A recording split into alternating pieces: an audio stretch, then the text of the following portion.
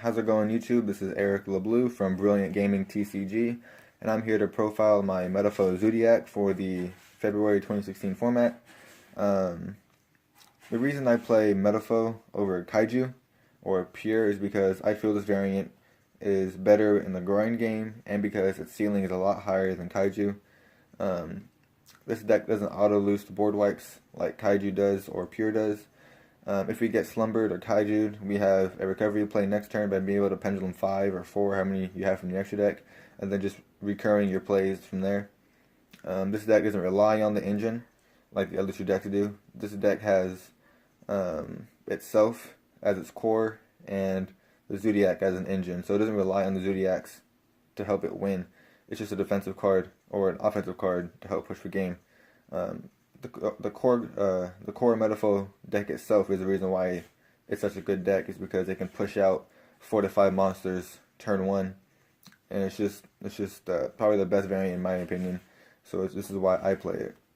So without further ado, let's get into the profile. The deck is 31 monsters, 7 spells, and 2 traps. So for the monsters you play, of course, the standard 3 of each Metalfoe. 3 gold driver, 3 vol flame, 3 silvered, 3 stealing, and then we only play 2 Bismugear, just because you don't want to draw into her as much. She's good turn 1, being able to pop and then search during the end phase to make your full Metalfoe even more alive. But you just don't want to see her as much as everything else. You can't search her, you can't pendulum summon her. So with that being said, she's good at being ran at 2. That's it for the Metalfoes. For the others, pendulums play 3 eccentric. This card is just really good. Baiting out back row. Of course, it's level 3, so you can make Invoker. You can make Break Sword off of it. Of course, it's a tour guide target for Invoker, like I said. Just baits out everything. Baits out Trident. Baits out back row. Just a really good card in general, especially plus it's level 3. So yeah, eccentric should be ran at 3, nothing less. And then of course we have the raccoons and the Kieran. Going forward, I do see Kieran being banned, so it doesn't hurt the deck as much as you think, because the deck doesn't rely on Kieran. It just relies on a big board, and we get that almost every game.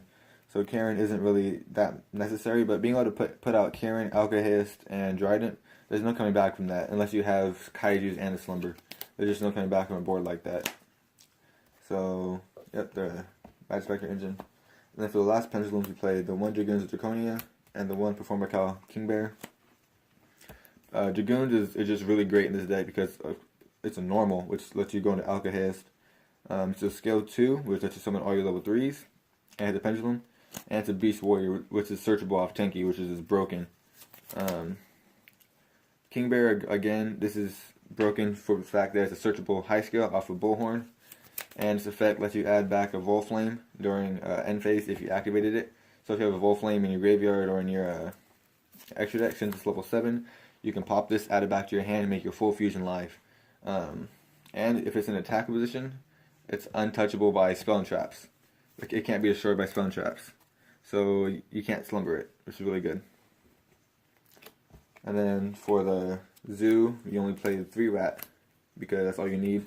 I don't play Whiptail because I don't play Whiptail in the main, just because it's not needed. Because I don't ever want to draw Whiptail. It's such a brick when you draw it. You want to search it. So only playing the 3 rat, you never draw multiples. 3 is a perfect number because you can't play less than 3.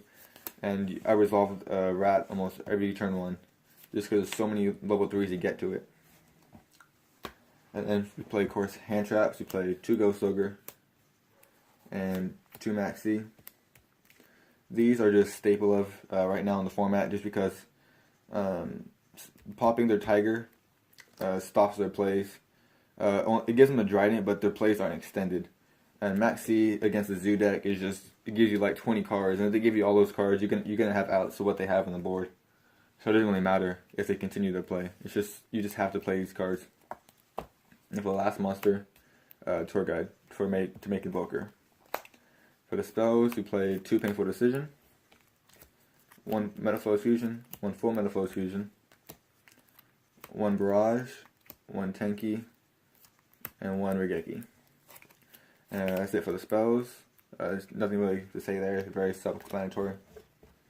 For the traps, you play 1 combination and 1 emptiness. I side counter because I don't ever want to draw a counter game 1 going second. So I side it. For the extra deck, you play 2 Mithrilium, 1 Alcahest, 1 Adamante, 1 Orichalc. You have to play these cards no matter what. You just have to play them at this ratio. It's just staple. And then of course you have the Zoo Engine, the 1 Bow, the 1 Tiger, the 1 Bull, and the 1 Trident. Nothing to say there. Staple. Then for the generics, play the 1 Tiger King, the 1 Emerald, the 1 Diamond Dyer. I played Diamond Dyer over Castell just because it extends your combos, being able to pop combination, and then add a Metalfoes to hand, then fuse if you don't have the right amount of cards, so the right ratio of cards. It just extends your plays even more. And it's a beast. It targets your Beast Warriors. So if a dead Dryad on the field, you can pop that and pop something else. So it's really good. For the rank 3s, you play Invoker, Breaksword, and Totem Bird. I don't play top, but I played the Raccoon Engine, which is basically top. If you have Kieran in your hand, you can search Raccoon off a Raccoon. Then you can Pendulum summon into Totem Bird. So that's how you make Totem Bird. And then go on to the side deck. We have 3 Lancia for the Inferno matchup. This shuts down their whole entire deck. If they resolve Grass going first, game 2, and you have this in your hand, they lose because they have nothing on the board. So yeah, Lancia is really good. And then you play 2 Gamma Seal, 1 Thunder King, 1 Star Eater, and 1 Doggeran. I decided to play 2 Gamma Seal instead of just 1, just because I want to see a Kaiju on my hand always going second, just be able to tribute over something they have. Like, if you play just the 1 of each, you're not really going to see a Kaiju as much as you want. But playing 2, you see it more often, and I like that. Then of course you play, in the last monster you play the 1 Whiptail, going second against like Cosmos or something. You can side this in to hit the Dark Destroyer. That's why I side that. And for the spells, you play of course 3 Slumber. Nothing to say there. And then for the traps, you play 2 D-Barrier and the counter for going first. And yeah, that's the deck profile. I want to give shout outs to all my teammates on Brilliant Gaming TCG.